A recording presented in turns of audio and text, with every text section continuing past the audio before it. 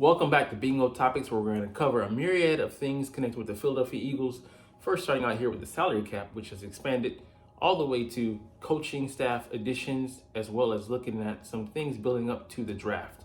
The combine opens up this weekend. What's up, it's your boy Cintron coming back at you with another analysis video, and I kid you not, that's my real name. Like I said, first up here, not the Commanders, forget them. They have the most cap space, but nobody cares. Do you even want to come there? But the all 32 view of the salary cap. Yeah, I said they're flush. Bills at the bottom. Damn. All right, so let's look here and look at the numbers. So we can see here, number one, 96 million. The Washington Commanders command a heavy lead in the cap space. As you know, the cap has increased to, I think, 255.4 million. And yeah, that's a huge $30 million increase from last year. So I think it's a record increase for the NFL.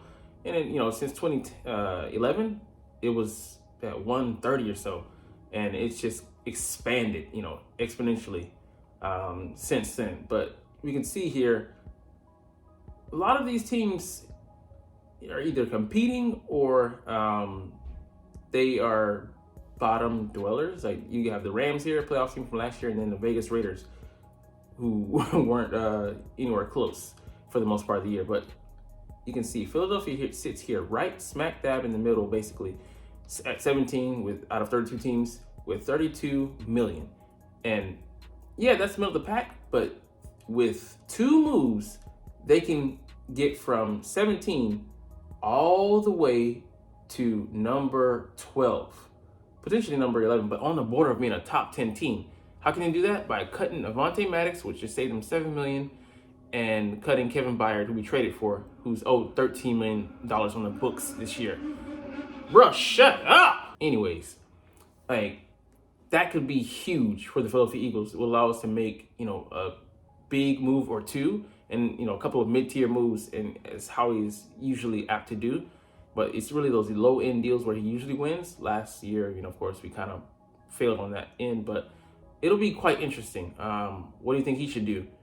Who should he target? We definitely should target some safeties, potentially maybe a running back, maybe re-sign Swift. But this gives us a lot of room for error and operating room. Also, just re-sign a couple of our guys. Landon's owed a contract. Demonte's coming up.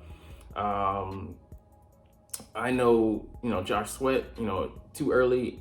Him and Hassan Reddick potentially to extend them. Maybe let them play out this season, but he might potentially sign one of those guys and then let them, play out to the end of the season, or, go willy-nilly and let both of them have no futures contract past this season, and then may the best man win. So we'll see, but there's a couple of different approaches, a couple of different ways he can go. But we're definitely going to address some things in free agency. But that number catapulted the Chiefs from, I think, 2 or 3 million to 27 million. So I think L'Jarius Sneed, it's safe to say he might stick with them. One of our free agents potentially cut right there. But anyways, let's get into the Eagles' official coaching staff roster. Sorry, not roster, but coaching staff for 2024. There have been a couple additions, some they didn't make public. Let's dive into it. So I almost said TJ Spaghetti. TJ Paganetti, he becomes the assistant offensive line coach. So Roy Istvan, a guy who was with Stout, for many years here. He's gone on to take a job with the Browns, and now he's been replaced by this guy who was the assistant tight ends coach and running game specialist last year. So he remains running game specialist, which you kind of could say, it's par for the course, because Jeff Stoutland also is in charge of the run game here in Philly. So I hope that we can have that continuity moving forward, but, guys starting to get poached as far as like Stoutland putting the stamp of approval on their name. And it's a good thing, good problem to have. You're being scouted by the league. Teams think highly of your development as far as personnel go. But, it definitely opens up a weakness. So here we have a kind of like, I almost said a demotion, but a shifting. Ronald Williams going from Nichols coach, which we eliminate this year, which I don't know if they saw it was ineffective, or, I think it's a good thing to have, more specialization, especially there's no cap limit on the monies you can pay to the coaches. I think it's a good thing. But he moves to assistant linebackers coach / defensive quality coach. And I'm just worried, like, okay, linebackers coach, I want someone who has, official chops for it. I don't know if he'll excel. I guess we'll see with the production, but it kind of does, matter the talent as well. We weren't well blessed there. And it's never been an area that has been a high emphasis put on anyways with Howie and his cheap ways. But anyways, Tyler Scudder, assistant linebackers coach previously. And let's see, he's defensive quality control coach. So kind of, end all be all. He can be everything and maybe nothing at the same time, but he's a holdover. Tyler Yelk goes from assistant to the head coach to head coach quality control. Maybe he'll be in charge of Nick Sirianni. Don't know. Doug Nussmeier, a coach who has been tied with Kellen Moore for years. He's quarterback's coach in LA. He brings him over here, but he was also with him in Dallas for many years. So someone who's official. I like him better than Tanny. Tanny was a player, but he has the rep. Kyle Valero goes from quality control and analytics to Eagles offensive assistant. So he'll be doing a lot of things. Hopefully he can skew away from the analytics.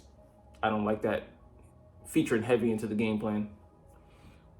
Christian Parker, an up and rising defensive backs coach. He's going to play the same role here. And it was a nice grab. He coached up, I forget the safety in Denver, Justin Simmons, as well as PK2. Sorry, not PK. Patrick Surtain, PS2. Not a PlayStation though. But hopefully he can give some good direction to those guys here. It won't be. It's kind of end all be all catch all, because who are you going to be focusing on? Maybe the whole group, but I hope he just is able to step up our game here. Clint Hurt goes from defensive coordinator, so glad to have that experience, to defensive line coach. Good to have that experience there. We'll see how it shakes out. But Tracy Rocker, solid guy, but with the lack of production last year, no surprise that he's gone. Bobby King, inside linebackers coach in Tennessee, but he shifts over here, same role. Hopefully he gets our guys, going.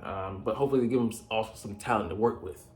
Roy Anderson, secondary coach, he's going to be the cornerbacks coach here. So specialization, a general job to, specifically to the corners. It'll be interesting. I'm going to see how it shakes out. This guy here was with us previously. He went to Miami to be the safeties coach, returning here to be the safeties coach. So again, that specialization between corners and safeties. I hope this is just a sign that we want to get better and have direct focus on those guys, tutelage. Hey, I want you doing this. Don't worry about the grand scheme. We'll get you looped in, do that later. But I want you to focus on refining your technique for the position. All right, let's see. I think, Jeremiah Washburn is a holdover. He's going to be doing D-ends. He was already with the D-line last year. Might have been interior guys, but he's going to be doing outside linebackers too, more like in a 3-4 scheme, edge rushers. So pretty much edge rushers. So I'm happy to see he stayed over. And also the other guys, but, I was like, Aaron Moorhead, I don't know. But this is going to be the coaching staff for 2024. And, got some high hopes because the head guys at the coordinator spots in Kellen Moore and Vic Fangio, some veterans, they know what they're doing. And let's see how they're able to impact this team. All right, anyways, we did resign a guy. I couldn't really find any news on the official sites I usually go to. Albert O has been re-signed to a 1-year deal. So you're like, why the hell re-sign him when we didn't use him? And there's some reasons below, and there's some indictments as well as on this coaching staff and pretty much the front office. Let's see. Reason number 1, the Kellen Moore impact. I believe he's going to be able to find a role for this guy here on offense, and he's a weapon, man. He's 6'5", almost 6'6", almost 260 at 258. Runs a 4.4. The fact that we couldn't find a role for him last year was a travesty, man. He's a creative guy, and number 2, I'm hoping that he can just find some semblance of blocking ability in that huge body that he has. I mean, it'd be such a waste if he's not able to be a two-way player for us. If he's not, okay, cool. Just put him in the passing game and he should be a weapon, especially in the red zone. But that would be beautiful if he can do that. But I think that's why he didn't find the field last year as well. And he came in midway through. So we'll see. But, he has the creative juices to put him to use. The Eagles' offensive system failed in 2023. That's, the understatement. And, I believe that was on Sirianni. Brian Johnson, he never found his footing. But he was the head man in charge because he was running his system. Yeah, he was buried on the depth chart, and Goddard got hurt, and they still couldn't find any run for him. That was concerning. But no, definitely Howie Roseman's do-over indicates that Albert O was on the staff, his usage, not the player. So they believe in him still. And he wouldn't have extended it if he didn't, most likely feel good, because he could have hit the open market. Dallas Goedert, yeah, he last 2 years running has been injured, and kind of been fluke accidents where he put his arm out last year and then got landed on. Incident. I don't blame the Dallas player, but I was like, damn, he could have let go though. But Goddard has to protect himself in that situation. But also on the previous year, it's been divisional opponents, the Commanders, 2022, and then in the Dallas Cowboys. They just hate us, huh? But that one was illegal. He pulled a face mask. He couldn't protect himself and had a fractured shoulder. Anyways, you don't want to go another year running with him, without an insurance policy. So he could serve that, and yeah, it'll be the sum of all parts if he does go out, because he's a complete tight end, and Albert O is just mostly a passing option, but it would be nice to have him as a backup. And then Jack Stoll will be in there just for the running game 95% of the time until they, decide to, sneak him out and throw the ball. Yeah, he's produced. He had 50 plus catches, I think 56 catches for 500 odd yards and 4 TDs over the course of, I think, 3 seasons in Denver. Showed out in this preseason game, 7 catches of 109 yards. That really, got Howie's eyes like this and made him go out and acquire the guy. But you got to put him to use, man. You got to have a plan for a guy like this. Like I said, he could be a certified weapon. The size, speed, weight ratio. But, we got to find a way to use him. Hopefully Kellen Moore can, or they allow him to, I should say. Which they should, because he should be captain of the ship right now.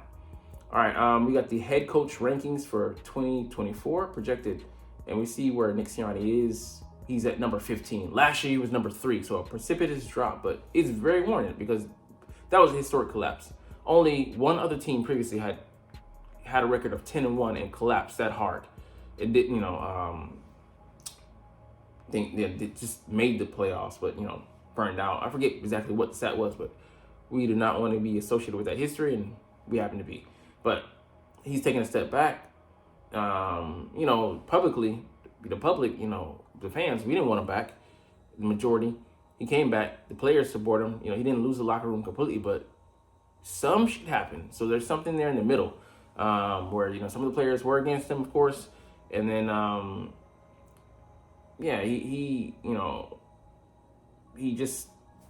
he bought him out. He has to show more this year, especially now that he's only going to be in that CEO role. Only a few head coaches, Dan Quinn, Dan Quinn's going to be in that role, as well as what's his name? The head coach.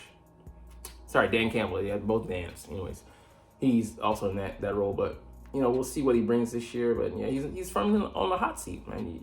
You have no more room for error. You have 2 veteran head coaches, the same you had in 2022 going into that year.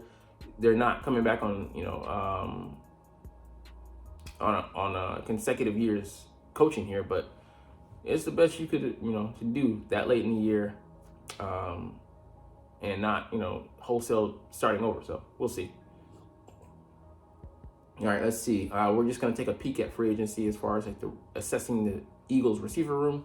We'll get to this situation a little bit later, but let's go ahead and just type in. No, we won't type in Eagles. We'll just scroll down and hopefully don't get interrupted like that. I hate when they do that. Like, just let me live, man. All right, our situation. Basically, you can see the 2 starters, AJ Brown and Devonta Smith. You're not going to find a much better duo. If not, I put them behind Tyreek Hill and the other kid out of Jalen Waddle there in Miami. But they're not bad. Definitely top 5 duo in the league. But behind them, there's pretty much nothing. You can see Olamide Zaccheaus, Quez Watkins, and Julio Jones are all going to be leaving for different reasons. The team should do better by him. He's not productive, and he's old. And this guy, he isn't going to really do anything. So you have a 3 and a 4 spot to fill. and a 5 potentially. Maybe your 5 you can fill with your practice squad guy and the Clemson receiver, I forget his name, Joseph Ngata, who we drafted last year, or he might have been a free agent. He was a rookie priority free agent. That being said, if you have an explosive 3 and a guy who can get some touches at 4, that is perfect. So I would try and get a receiver on day 2 if we can. Yeah, you might not want to burn a pick on a wideout at round 2, but if you get a Lad McConkey, that would be perfect. A guy who can play in an exterior and the interior, or re-sign Olamide Zaccheaus to be your number 4. Find another guy you like there. It could be a couple in free agency. I'm not gonna dive into that at this moment. Wait to see how the market shakes out a little bit, but we'll assess. And there's so many options, but we need to get definitely more production than we got the past couple seasons at number 3 spot. We found a game breaker there. It's not going to threaten Devonta and AJ. They're 1 and 2, and then Dallas Goedert made number 3. The difficulty is the balancing act, finding a guy who can have the maturity to handle the limited number of snaps he's going to get at that position, but also produce when his number is called. All right, so I know it's a little controversial, but the HBCU, the Historically Black College and University Legacy Bowl, I'm glad they incorporated it to get some highlight on those guys, but you kind of just want to see them invited to the regular event, but the whole special, ticket kind of deal that would happen, because there's a lot of guys deserving out there, but you only have limited snaps. So maybe the best thing they could do was to have one here and have one there. It looks wonky, but it's better than nothing. I'll say that it's a step towards progress at the very least. But here's a couple guys that shine in the game. Eric Smith, light guy, 5'10", $175, but he could maybe be potentially a slot guy. Ran consecutive sub 4.4, so he's fast. Played in the SWAC conference. He's got speed and he's got an attitude. So I'd be willing to check him out, man. The safety they drafted, Dallas Cowboys, I forget his name, Marcus something. But I wanted us to take a look at him, a fierce guy. I would definitely not relegate him to linebacker like they did. Leave him in a secondary, but he's a fierce competitor. I like him, just not when he's injuring Dallas Goedert. Lubert Denelis, he got that Super Mario Koopa kid's name, but in 6 foot 260. Not ideal size, but the guy has some potential. So lighter guy, but there's been guys in the past, like a John Randall, who didn't fit the stereotypical mold, but really shined. I think he came from HBCU as well. Jablonski Green, interesting name. Played around 285, 290, but he's lost 20 pounds, looks lighter. Could be a guy to look at. Javon Hargrave was a South Carolina State alum. I would have wore a t-shirt. I have. My mom used to have a friend there. He was in the athletic department. But anyways, good solid program. Some historically good talent has come out there, as you can see. Former 3rd-round pick of the Steelers who shined for us and got that big 4-year, $80 million contract in San Francisco. Now a guy here with prototypical size, and John Huggins, 6'2", 211, and he can make plays mainly as a box guy. But he started out at Florida, got dismissed, but made himself something out of himself. Played at Jackson State, former college that Deion Primetime was coaching at. But it'd be interesting to see how he compares to his contemporaries. But he's got some instincts, good athleticism. I want to see what he ran, but could be an interesting guy to look at in later rounds, or priority free agents. Not looking at a quarterback, but he looked stacked. Interesting guy just to look at. But yeah, definitely is harder for HBCU QBs to get a good look at. And I'd be interested in some of these guys, but if they have if they could be productive at their main position, receiver, running back, cornerback. This guy is maybe the best out of them, feisty in coverage, but I definitely would want to see. If we can get a good special teams guy, kick return, because I know that the punt game, we got the PR game covered with Covey, but it's dying out. Still can be area you look at. And this last one was just kind of a freebie, but I was kind of pissed off when I saw this because this guy was readily available all last season, for the most part, I believe. and we didn't sign him. And Braden, man, let me not get this wrong. He brought stabilization to the position. But man, we could have had Matt Ariza, the punt god, the best punter in the game, but we were so scared of his legal issues, even though we went out and got Vic when he was going through his, the ordeals. And, yes, that was really motivated by, Andy Reid's softer side, having a heart for guys. But, man, damn it, the Chiefs just keep getting better. They had a really good guy last year, but they saw the potential. And, I mean, to be honest, I just believe that's what separates the Chiefs and the Eagles. And they have that, just like this, consistency year after year. We're more like this while they're doing this. And it's great to have some success, but I want to have sustained success. Anyways, you're not even watching. No, we'll close out the video on this note. But like I said, you've already... But it's all good because I love talking about the Eagles and I love making this video, especially this bounce back video today when I had the horrible interruption by my fucking neighbors, man. Anyways, like I said, we're going to chunt deuces, but as always, it's fly, Eagles, fly, and let's motherfucking go. Like, comment, share, and subscribe if you like. Thanks for watching. Check me out at Cintron Anime, Cintron Life, or Cintron Laughs, or other social media.